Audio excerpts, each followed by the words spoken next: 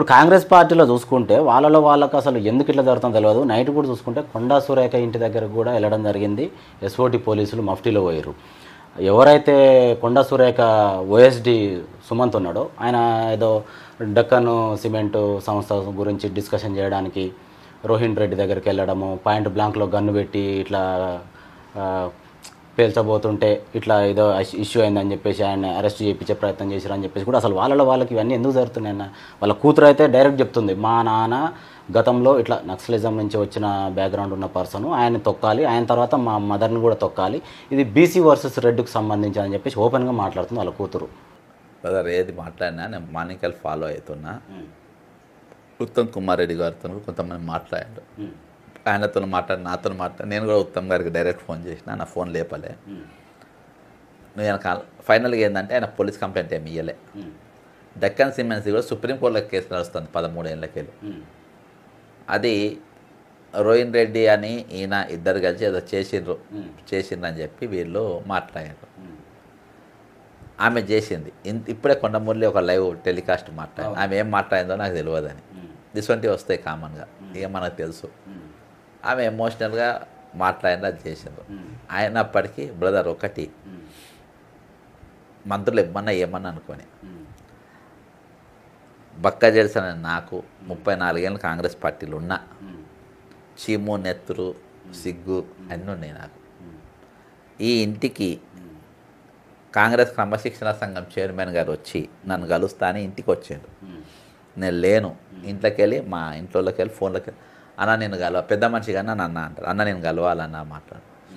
లేదైనా బయట ఉన్నా నేనే నీ దగ్గరికి వస్తా అంటే ప్రగతి అదే ప్రజాభవన్లు ఉంటారా అంటే పోయినప్పుడే కాంగ్రెస్ నా జర నువ్వు మాట్లాడకు, సబ్జెక్ట్స్ మాట్లాడకు అంటే నేను బరబ్బర్ మాట్లాడుతా అన్న. నేను ఇష్యూస్ పైన బరబ్బర్ మాట్లాడతా. నీ డ్యూటీ ప్రకారం నువ్వు నన్ను సస్పెండ్ చేయాలన్నా షోకా నువ్వు ఏం చేసుకున్నావు నువ్వు చేసుకో, కానీ నేను మాత్రం బరబ్బర్ మాట్లాడు. ఎందుకంటే నాకు సిగ్గు శరము రోషము అన్నీ ఉన్నాయి. మంత్రులో మీకు లేవా ఇవి? మీకు లేవా సిగ్గు అనేది, శరం అనేది, రోషం అనేది లేదా మీకు?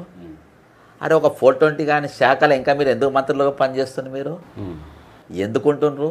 ఒక కాంగ్రెస్ కార్యకర్తను ఎత్తుకపై కొడతా ఉంటే లోపడేసి కొడితే మీరు ఇంకా వాళ్ళ సీఎం పేషీకి వెళ్ళి ఫోన్లు వస్తాయి లోపడేసి కొట్టుమని బెదిరిస్తారు. ఒక మంత్రి ఇంటికి పోలీసు వాళ్ళని పంపుతారు అరెస్ట్ చేపిమని. మంత్రి ఇంటికి క్యాబినెట్లో డిస్కస్ చేసుకోవాల్సింది రోడ్లెక్కి మాట్లాడే పరిస్థితికి ఈరోజు దిగజారిపోయింది. ఈరోజు ఇసొంటోని కింద శని బ్రదర్ నేను చాలా స్వేచ్ఛగా హ్యాపీగా సంతోషంగా ఉన్నా. నేను ఎవ్వరి కింద బానిసలు లెక్క లేను. అరే మీరు ఆఫ్టర్ ఆల్ ఒక పదవి కోసం, ఆఫ్టర్ ఆల్ ఒక కుర్చీ కోసం, ఆఫ్టర్ ఆల్ ఒక బండి కోసం, ఆఫ్టర్ ఆల్ ఒక బంగ్లా కోసం ఈరోజు మీరు దిగజారి అరే ఇసొంటోడు ముఖ్యమంత్రి ఉంటే మేము ఉండలేము. ఒక అనిరుద్ధ్ రెడ్డి బోల్డ్ స్టేట్మెంట్స్, ఎన్ఎం శ్రీనివాస్ రెడ్డి బోల్డ్ స్టేట్మెంట్స్ ఇస్తారు. వాళ్ళ స్వేచ్ఛ అది, స్వేచ్ఛ ఫ్రీడమ్ అంటే అదే.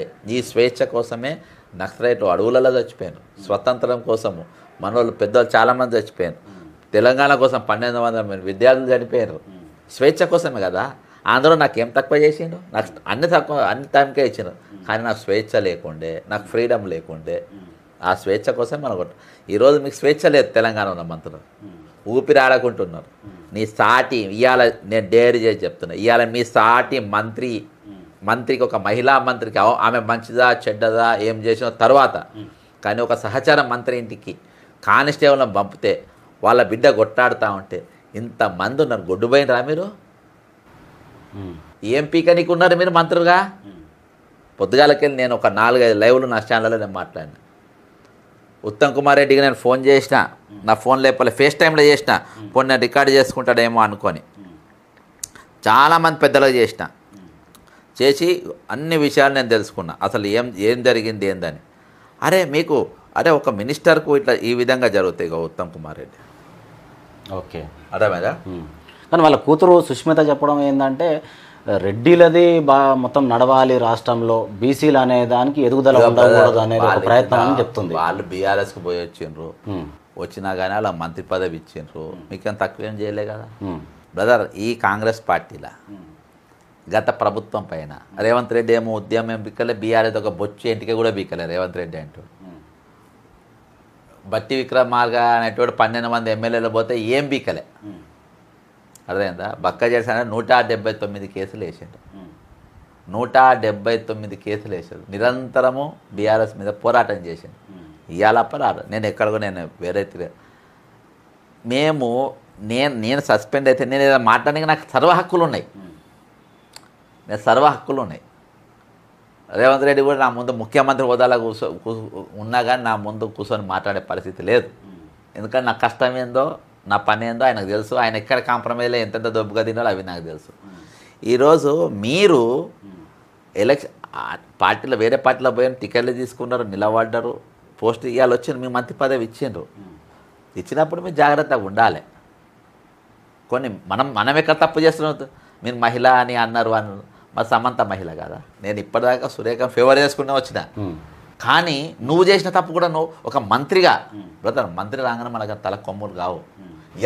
గతంలో మీ ఇంటికి పోలీసు అట్లంటే సమంత ఎస్సీ, నీ ఇంటికి ఇలా పోలీసులు వచ్చింది కాబట్టి అన్ని క్యాస్ట్ గుర్తుకొచ్చినాయి. అదేందా? మరి బక్క చేసాం ఫస్ట్ స్పందించండి ఇలా ఈ విషయంలో. బక్క చేసాం ఉత్తమ్కు ఫోన్ చేసిన ఆమె మీదకి ఇంటికి ఎట్లా పంపినామని. ఢిల్లీలో కూడా కొంతమంది పెద్దలతో మాట్లాడినా. నాకు చాలామంది టచ్లో ఉంటారు, నేషనల్ లెవెల్లో కూడా మాట్లాడినా. అందరు కూడా రేవంత్దే తప్పన్నారు. మీరు పదవులు ఉండి పవర్ ఎంజాయ్ చేసుకుంటా, మినిస్టర్ బంగ్లా అన్నీ ఉన్నాయి, మీకు ప్రోటోకాల్ అంతా ఉన్నది. ఇవాళ ఏదో భేదాభిప్రాయం వచ్చినప్పుడు మీరు మాట్లాడుతున్నారు.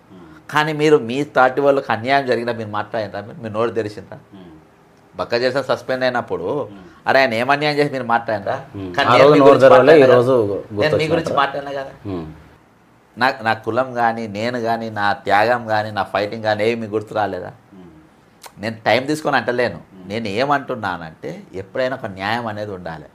ఈరోజు ఆమె తరపున మంత్రులు అందరూ నిలబడాల్సిన అవసరం ఉంది. ఒకళ్ళు సహకరించుకోవాలి. ప్లస్ అందరు కలిసి డిమాండ్ ఒకటే ఉండాలి. ఈ దొంగ కింద మేము పనిచేయము, ఈ దొంగ మాకొద్దు, అదే ఈ దొంగ మాకొద్దు. నేను కొండ సురేఖ ప్లేస్లో ఉంటే ఫస్ట్ నేను రాజీనామా చేద్దును. ఈ దొంగ కింద నేను కేబినెట్లో ఉండా.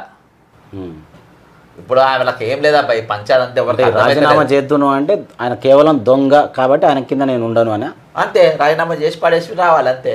బ్రదర్ ఇవాళ ఈ డ్రామా అంతా నేను ఇన్ని ఛానళ్ళు చూసిన, ఛానల్లో ఈక్యూ చూసి వాళ్ళ ఐక్యూ ఇంతేనా అని బాధ అనిపిస్తాను.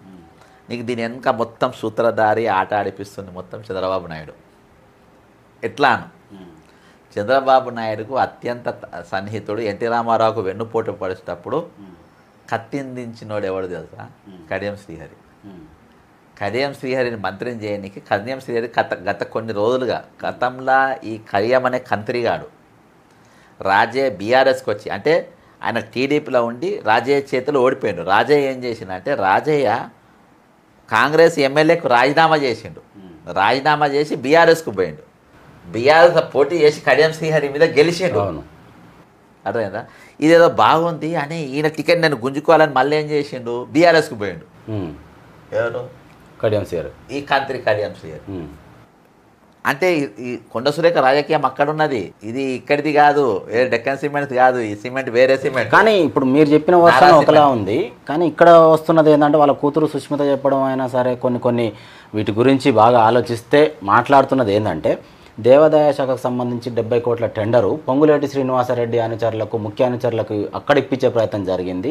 ఇదంతా ఎవరైతే డీకేఆర్న ఓఎస్డి సుమంత్ ఉండో ఇదంతా కనిపెట్టి ఆమె చెవున పడేస్తే ఆమె దీని గురించి సీరియస్గా తీసుకోవడం, రేవంత్ రెడ్డి గారితో మాట్లాడడం, నటరాజన్ గారితో మాట్లాడడం, ఇవన్నీ చేయడం వల్ల వీళ్ళు మా మీదకే డీకేఆర్న కంప్లైంట్ ఇచ్చే స్థాయికి ఎదిగింది. సురేఖ అయితే బ్రదర్ అది పీనట్టు. ఏది 71 కోట్లు 71 కోట్లు కాదు.